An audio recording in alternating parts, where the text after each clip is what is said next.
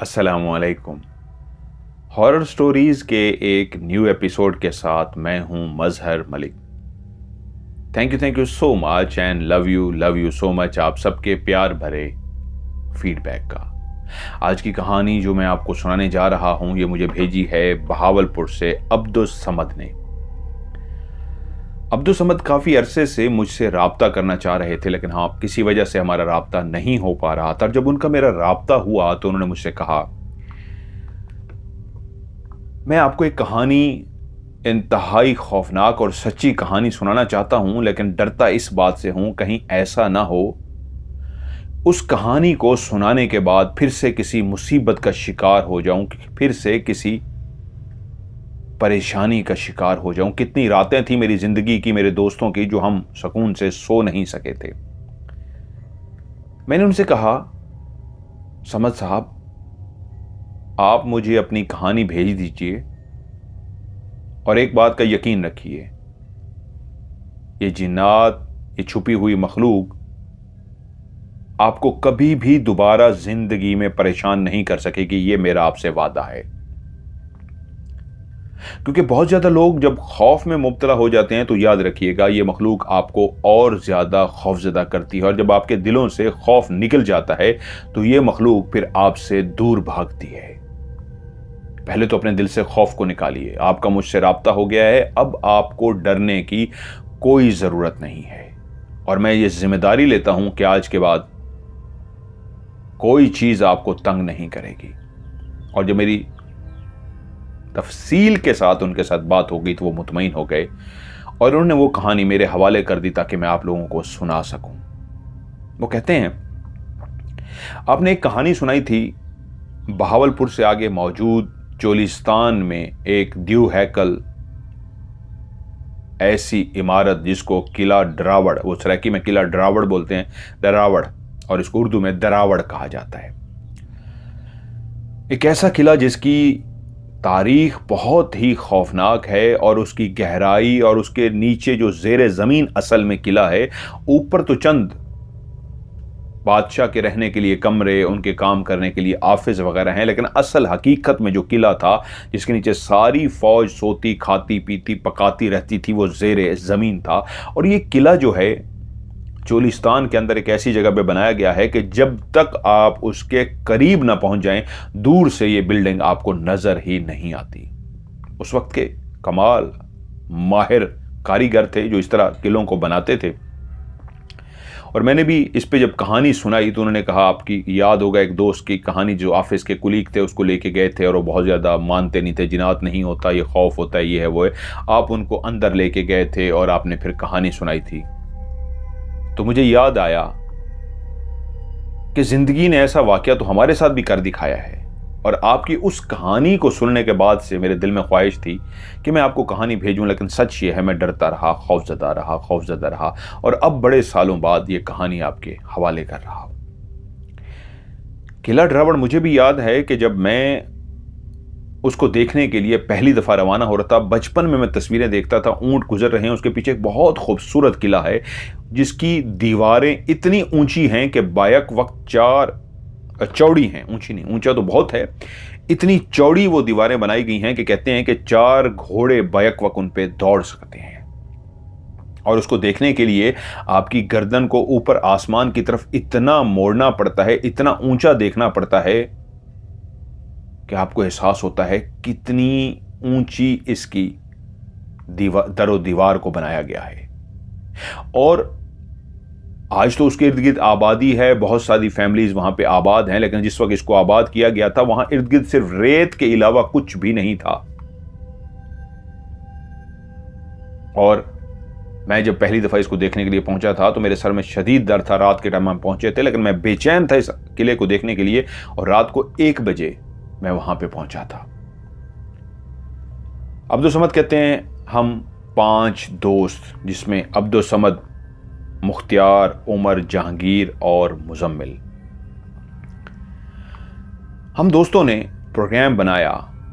ये जो मैंने कहानी सुनाई थी उससे पहले का, बहुत पहले का वाकया है कि कहीं खाना खाने के लिए चलते हैं और हम लोग रूटीन में खाना खाने के लिए गए, वहां पे बैठे हुए थे, तो वहां पे एक और दोस्त का भी आना हुआ। बातों बातों में उसने जिक्र किया कि जो किला ड्रावड़ है वहां पे एक टीम है जो नीचे गारों में और इधर उधर जाके देखेगी और मुआयना करेगी, और ये कोई स्पेशल टीम है। इसको ज़रा मैं उनके कहने के मुताबिक ज़रा ज़्यादा हाईलाइट ना कीजिएगा। जब इस तरह की बातें हुई तो मेरे दिल में भी ख्वाहिश पैदा हुई। अब्दुल समद कहते हैं कि यार हम भी क्यों ना उस टीम के साथ जाके वहां पे विजिट करें। देखा हुआ तो था लेकिन इतनी गहराई में अभी तक नहीं देखा हुआ था, और जो टीम काम करने के लिए जाती है तो ऐसी ऐसी जगहों पे भी चले जाते हैं जहां पे आज तक आप नहीं गए होते। तो वहीं पे बैठे बैठे हम पांचों दोस्तों ने प्रोग्राम बनाया कि यार पता करो कहाँ पे टीम है, कब है, क्या है। सो सारी हमने इन्फॉर्मेशन ले ली और हमें पता लगा कि फ़लाँ तारीख को जो टीम है वो अपना काम शुरू कर देगी, और उसके 2 दिन बाद प्रोग्राम बना के हम लोग भी किला ड्रावड़ पहुंच जाएंगे। और ऐसा ही हुआ। हम दोस्त काफ़ी खाने पीने का सामान लेके, पकाने के लिए और कोई पका पकाया इस तरह का लेके गाड़ी में रवाना हुए और किला ड्रावड़ पहुंच गए। वहां पे उन दिनों में आबादी, जिस तरह आप अपनी स्टोरी में आबादी बता रहे हैं, वो बहुत ज्यादा हो चुकी है। जिन दिनों की वो कहते हैं हम कहानी सुना रहे हैं, उस वक्त आबादी कम थी लेकिन बहुत कम थी। वहां पे हमने एक दोस्त थे, उनके यहां पड़ाव डाला, और हमारी ख्वाहिश थी कि हम अपना एक छोटा सा बाहर कैंप शैम्प लगा के और रात को ज़रा हल्ला गुल्ला करेंगे। बाकी जो चीज़ें हमें ज़रूरत थी वहाँ चोलिस्तान के ही एक दोस्त ने हमें प्रोवाइड कर दी थी। पानी की ही आपको ज़्यादा ज़रूरत पड़ती है, तो पानी उन्होंने हमें ला कर दे दिया था।